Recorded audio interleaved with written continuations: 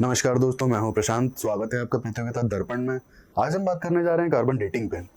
कुछ ही दिन पहले न्यूज आती है कि इलाहाबाद हाई कोर्ट ने एएसआई यानी कि आर्कियोलॉजिकल सर्वे ऑफ इंडिया को कार्बन डेटिंग कंडक्ट करने की परमिशन दी है ज्ञान वापी मॉस्क, जो कि बनारस में लोकेटेड है, वहां पे। अब इशू के बारे में हम किसी और वीडियो में डिस्कस करेंगे। आज फिलहाल हम सिर्फ ये चीज डिस्कस करने जा रहे हैं, कार्बन डेटिंग। हमने न्यूज देख ली, अब देख लेते हैं कार्बन डेटिंग बेसिकली होता क्या है। Carbon dating is a method used to establish age of any organic material.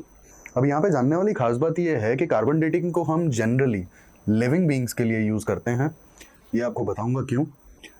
Secondly, यहाँ पे जो हम कार्बन डेटिंग में कार्बन को डिटेक्ट करते हैं या जो यूज करते हैं वो होता है कार्बन 14। कार्बन 14 एक्चुअल में रेडियो एक्टिव होता है, और ये हमारा जो नॉर्मल कार्बन है जिसका हमारा एटॉमिक नंबर 6 है, उसका एक आइसोटोप है।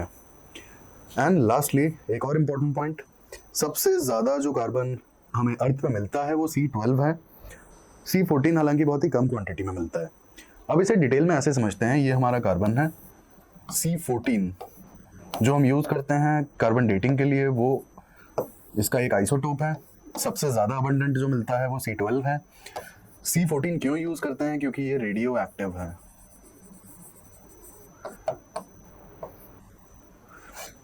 ये रेडियो एक्टिव है। अब एक समझने वाली बात यहाँ पे ये है कि एटमॉस्फेयर में C12 बहुत ही ज्यादा अबंडेंट है, C14 बहुत ही कम है। एंड लिविंग बीइंग्स अपनी लाइफ साइकिल के ड्यूरेशन में जितना भी एनवायरनमेंट या फिर एटमॉस्फेयर से इंटरेक्शन करती हैं तो उसमें कार्बन होता ही होता है। फॉर एग्जांपल इट्स ब्रीथिंग या जो भी हमारा एनवायरनमेंट के साथ में इंटरेक्शन होता है, तो हम कहीं ना कहीं कार्बन, एग्जांपल के लिए प्लांट्स फोटोसिंथेसिस की वजह से कार्बन का इंटरेक्शन करते हैं एटमॉस्फेयर से, एनिमल्स फूड की वजह से। तो ये हमने जाना कि इंटरेक्शन जो एनवायरनमेंट से होता है उसमें कार्बन का इंटरेक्शन भी, मतलब कार्बन प्रेजेंट होता है उस इंटरेक्शन में, in case of food and in case of photosynthesis.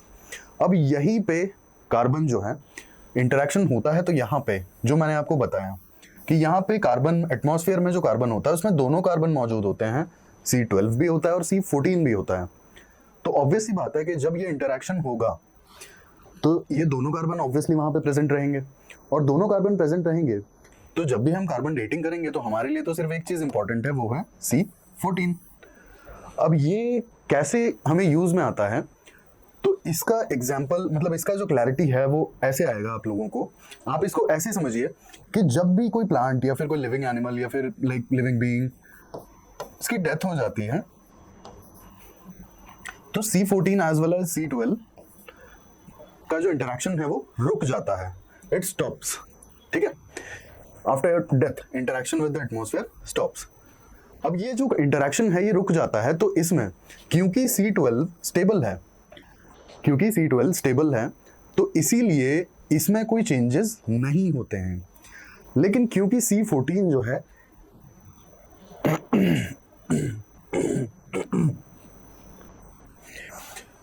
क्योंकि C14 रेडियो एक्टिव है, तो यहां पे C14 का रेडियो एक्टिव डिके होने लगता है।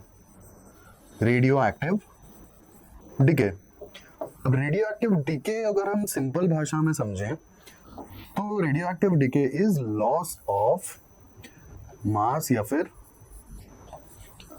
Energy because of the radiations.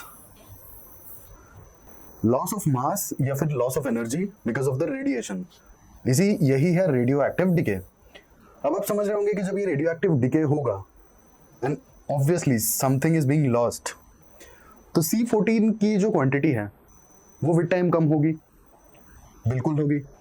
यही चीज तो हम डिटेक्ट करते हैं, इसी चीज के लिए कार्बन डेटिंग होता है। अब यहां पर बात आ जाती है फिर हाफ लाइफ की। हाफ लाइफ वो समय होता है जितने सालों में, जितने टाइम में जो क्वांटिटी, ओरिजिनल क्वांटिटी है उसकी आधी क्वांटिटी रह जाएगी डिके होते होते, क्योंकि यहाँ पे लॉस हो रहा है तो ऑब्वियसली क्वांटिटी कम होगी। तो क्वांटिटी कम होते होते जब हाफ रह जाएगी, उसी को ओरिजिनल क्वांटिटी हाफ, उसी को हम हाफ लाइफ कहते हैं। एग्जाम्पल के लिए C14 की जो हाफ लाइफ है वो ऑलमोस्ट 5700 ईयर्स है। हालांकि आप सोच रहे होंगे कि 57 ईयर्स है, 5700 ईयर्स है अगर इसकी हाफ लाइफ, तो अराउंड 12,000 या फिर 11,000 ईयर्स में ये टोटल डिके हो जाएगा। लेकिन यहाँ पे ऐसा अरिथमेटिक कंसेप्ट नहीं आता है। 5730 इसका हाफ लाइफ है, और जो पूरा डिके होने में टाइम लगता है it's near about 50,000 to 55,000 years. ये एक्सपोनेंशियल है, बहुत अलग लेवल पे कैलकुलेशन इसकी चलती है, ये डायरेक्टली अरिथमेटिक नहीं है। तो आप ये मत सोचिएगा कि 5700 हाफ लाइफ है तो 11,000 ईयर्स में ये पूरा डीके हो जाएगा, बिल्कुल नहीं। ठीक है, अब हाफ लाइफ का मैंने आपको मतलब बता दिया, हमने देख लिया कि C14 की हाफ लाइफ कितनी है। अब यहाँ पे एक चीज़ और मैं बताऊंगा आपको, क्योंकि हमने देखा कि 50 से 55,000 ईयर्स में लगभग जो कार्बन 14 का रेडियो एक्टिव डिके है इतना हो जाता है कि ऑलमोस्ट वो नेग्लिजिबल क्वांटिटी रह जाती है।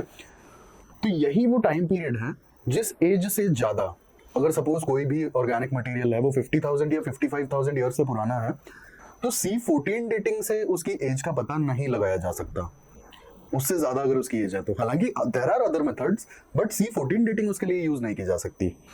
ठीक है, अब हमने ये जाना, तो एज डिटर्मिनेशन के बारे में हमने जान लिया कि कैसे C12 कांस्टेंट रहता है, C14 का रेडियो एक्टिव डिके होता चला जाता है, और उस क्वांटिटी को हम एक आइडिया लगा लेते हैं।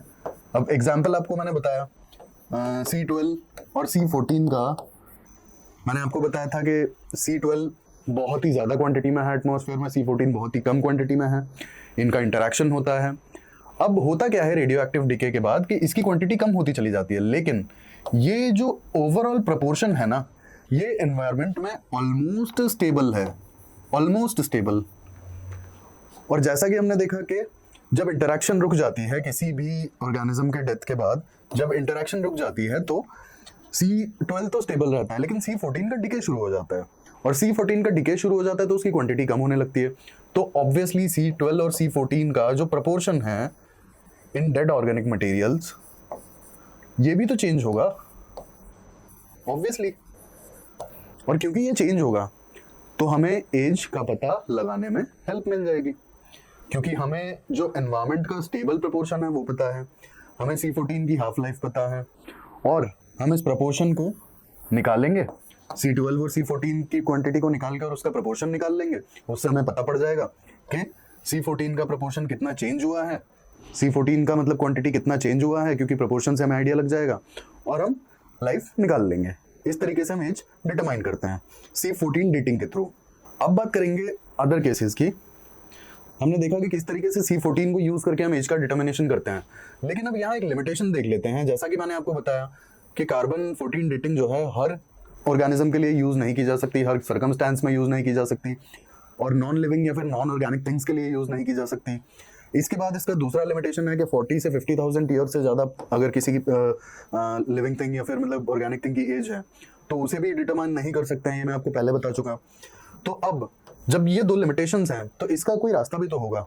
रास्ता है कि age of non living things उसको डिटरमाइन करने के लिए हम अदर एलिमेंट्स पे एम्फेसाइज करते हैं जो कि रेडियो एक्टिव होते हैं। वो ज़रूरी नहीं कार्बन ही हो, वो अदर एलिमेंट्स हैं, हम आगे उसे देखने वाले हैं, और इसे कहते हैं रेडियोमेट्रिक डेटिंग मेथड्स।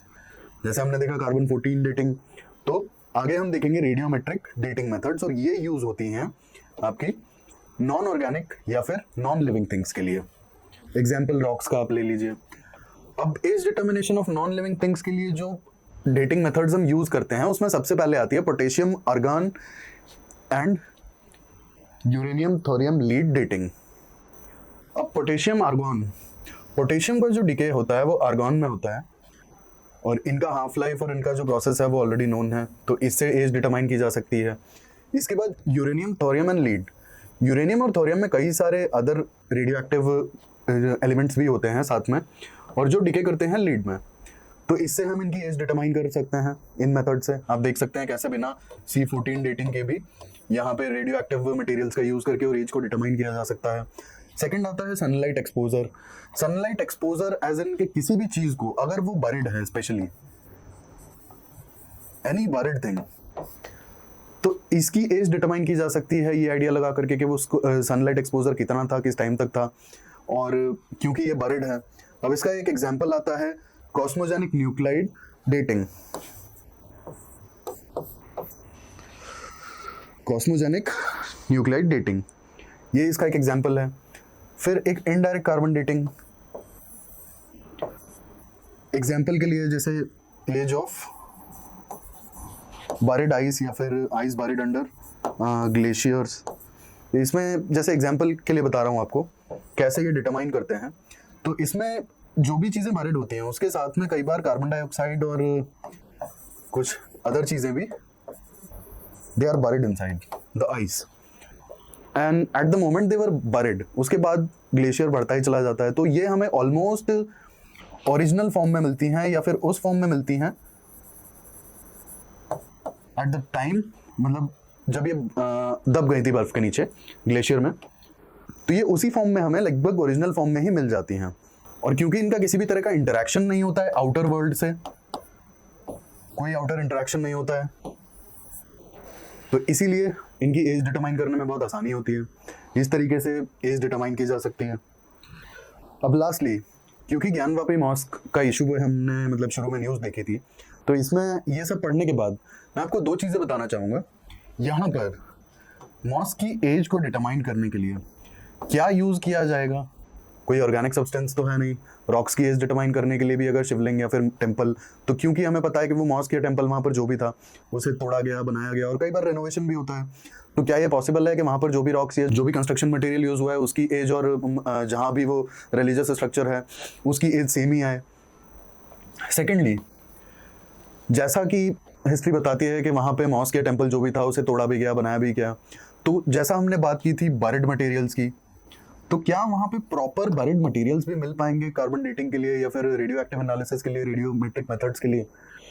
तो ये यहाँ पे दो सवाल हैं कि एज डिटरमाइन कैसे करेंगे अगर वहाँ पे करते भी हैं तो, और क्या वहाँ जो बारिड मटेरियल्स मिलेंगे उनकी एज से एग्जैक्ट वहाँ पे जो भी रिलीजियस इंस्टीट्यूशन था या जो भी रिलीजियस स्ट्रक्चर था उसकी एग्जैक्ट एज डिटरमाइन की जा सकेगी। तो हमने ये सब पढ़ा, और ऐसे ही इन्फॉर्मेटिव वीडियोज़ के लिए हमारे साथ आप जुड़े रहिए। Thank you, thanks for watching.